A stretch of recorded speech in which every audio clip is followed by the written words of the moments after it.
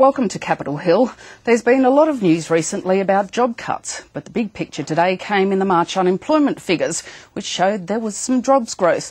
44,000 extra jobs in full-time and part-time employment during March. Business leaders were in town today too to twist the arm of state and federal leaders to cut regulation, and they appear to have made some progress. Joining me to discuss the day are Labor Senator Doug Cameron and Liberal MP Dan Tehan. Welcome to you both. Hi, Lyndal. Hi, Lyndal. We'll go first to the unemployment figures, and Julia Gillard had some good news to boast about today. We have an economy, the fundamentals of which is strong, and that's been reaffirmed today by our unemployment figures. We see unemployment figures where unemployment has stayed low, and as remarked upon in the room, our economy has created more than 40,000 jobs. That means the Australian economy in the last month has created a third of the jobs created in the total US economy.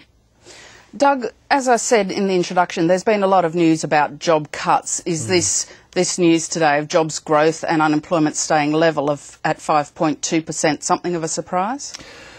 Oh, no, it's not, because the economy is what's described as a patchwork economy. There's some real problems in areas like manufacturing, and yet other areas of the economy are growing. And if you look at our job figures compared to any other advanced economy, we are the envy of the world. Dan, this does show, doesn't it, that there is some health in the economy, while the Coalition likes to say there's not a lot of confidence in business, that people worried about debt. People are actually employing, aren't they? Oh, Lyndal, we just have to keep everything a little bit in perspective. This is 1 month's jobs figures. They're fairly volatile. If you look over the last 12 months, when it comes to full-time employment, we're 23,000 jobs down. And if you look at employment for the last 12 months, we've seen growth of just 0.3%. So I think we have to be a little bit careful just judging the figures on 1 month. There is some differences in the states you both represent. Dan, unemployment rose in Victoria. What's causing the trouble in the Victorian economy? Well, manufacturing in particular is doing it very hard in Victoria. Also, confidence is not high, and I think with the advent of the carbon tax coming, I think that people are extremely concerned.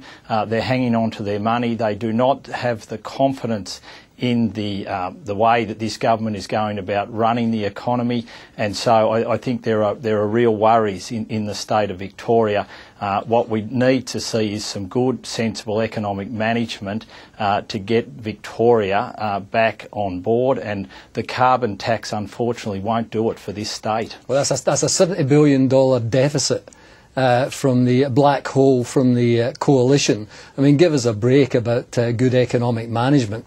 The economic management of your economic team is an absolute joke. Doug, if we can go to New South Wales, unemployment was down in New South Wales. What is going right? Is the federal government doing the right thing by New South Wales or not by Victoria, or is there an element of state government impact as well? Oh, look, I think, there's always an element of what the state government does, but I think the big impact is federal issues everywhere. I mean, it's how the government runs the economy federally, and we're doing a good job, and that's why there's jobs growth. I mean, if you listen to some of the Coalition MPs, and Dan's just, fallen into the same sort of rhetoric and spin, you'd think we were Greece or Italy. Well, we're not Greece or Italy. We're a strong economy with some particular problems in some specific areas. Dan, does the differences in state unemployment figures just show that patchwork nature of the economy? Oh, I think it's deeper than that. I think that what we aren't seeing is the government governing for all Australians. I think the regulation that they've put on the economy, I think what we're seeing with the advent of the carbon tax is that in particular those states where manufacturing traditionally has been strong is starting to struggle. We've had under this government the 4 largest budget deficits that this country has ever seen. That has driven up the dollar, it's driven up interest rates. We're not seeing the fundamentals in the correct positions to make the country work for everyone, and that's the big problem, and that's what we need to see. Doug, the government is coming up to a budget. The Treasurer's already said he's going to cut some programs. Is that the only thing he should be focusing on? Just before I go to that, just let me say clearly that every coalition MP I ever hear just ignores that there was floods in Queensland, ignores there was a global financial crisis, ignores that there was fires across Western Australia. They just ignore the reality of the economy. So I mean, it's about time there was some reality checks from the coalition. In relation to the budget, my view is that we should look at revenue issues as well. And I've got a range of views in terms of revenue raising issues that we should look at.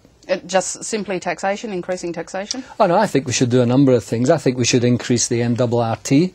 We should increase it and expand it. That's what the IMF is saying we should do. I think that's appropriate.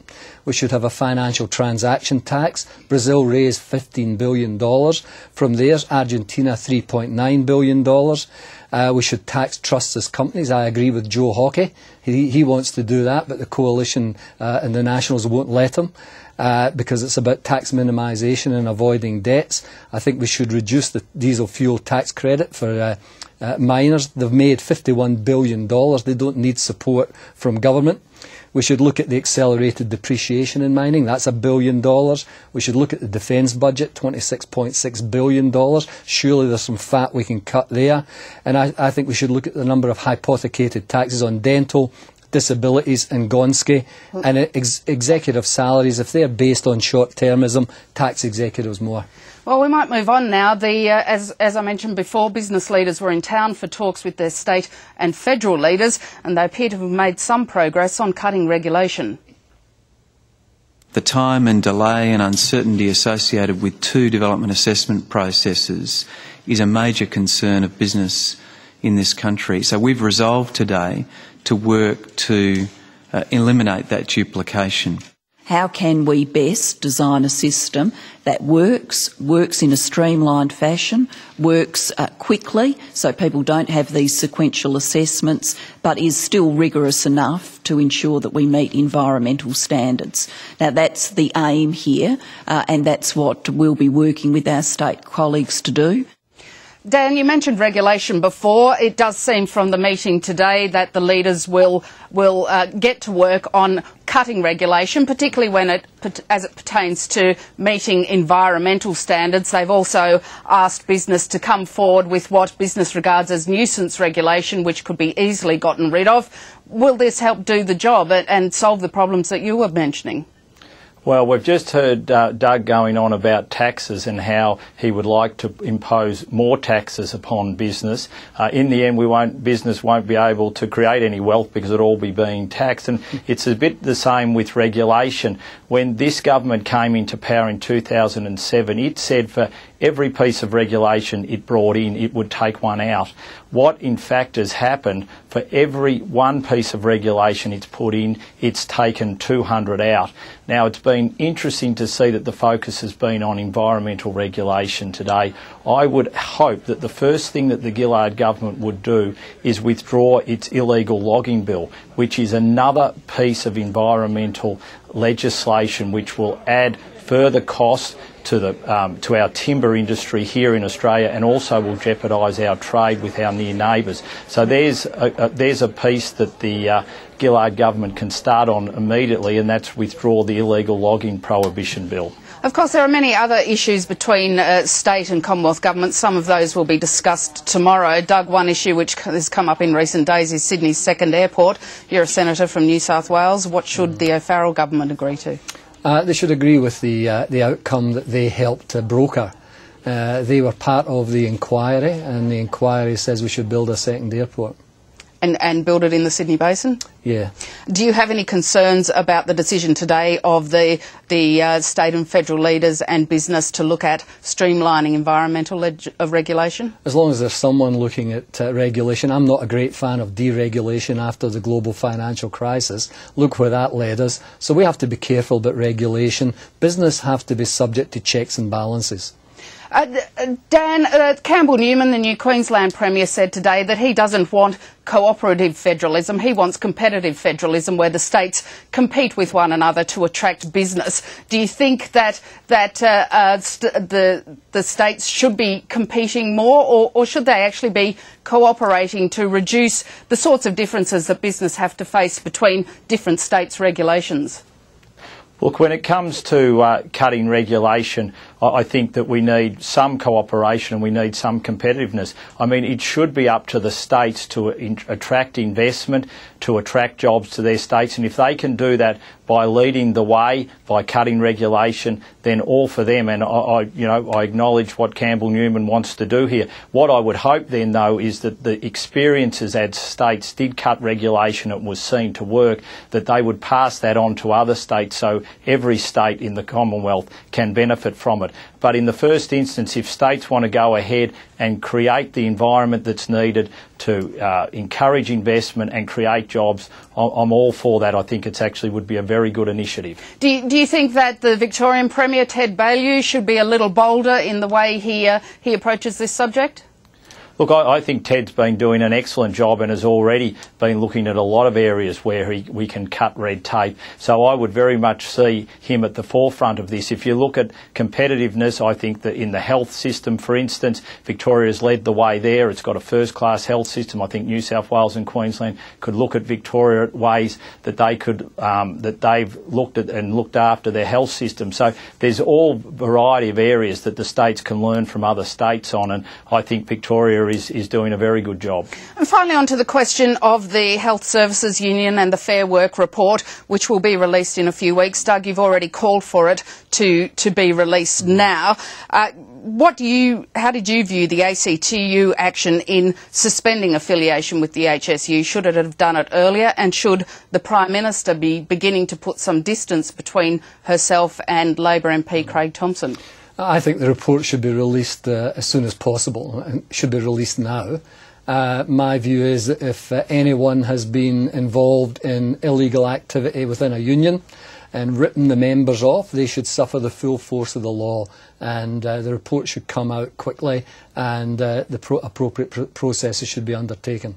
But given that the Prime Minister's standing by Craig Thomson, saying the proper processes should be followed, did the ACTU make life more difficult for her in that job? Oh, the ACTU are doing what the ACTU thinks the right thing. I support what they've done. That's their call to do that. I was a union official for 27 years, and I just find it absolutely obnoxious that anyone would be ripping their members off, and they should be dealt with very forcefully. Is the Prime Minister doing the right thing by continuing to stand by Craig Thomson? Well, you have to ask the Prime Minister about standing by Craig Thomson. It's not for me to make that call. I think if Craig Thomson is entitled to the presumption of innocence, he's entitled to remain silent, he's entitled to the rights that every Australian has an entitlement to. But more generally, I think anyone that's ripped my union off should be dealt with severely. And that's where we'll have to leave it. We've run out of time, but thank you to Dan Tehan and Doug Cameron. Thanks, Lyndal. Thanks, Dan. And thank you for joining Capitol Hill today. Please be with us at the same time tomorrow.